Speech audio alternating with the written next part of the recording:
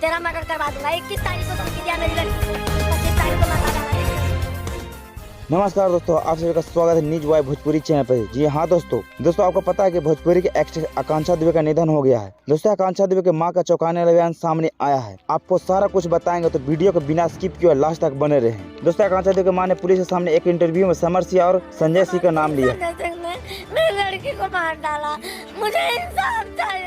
3 साल से समर सिंह मेरी लड़की को टॉर्चर करता था, पैसा काम करा पैसा नहीं देता। जब मेरी लड़की पैसा मांगता वो उसको टॉर्चर करता था, पैसा नहीं देता था।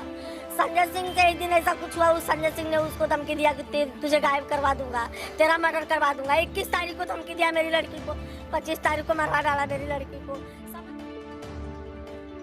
आकांक्षा के मौत के जिम्मेदार हैं और ये वीडियो काफी तेजी से वायरल हो रहा है। दोस्तों आपको बता दें कि संजय सिंह कोई और नहीं, समर सिंह के बड़े भाई हैं। दोस्तों आकांक्षा दुबे ने आत्महत्या किया है, उनका मौत के पीछे किसी का साजिश रचा गया है। आप लोग कमेंट बॉक्स में जरूर बताएं।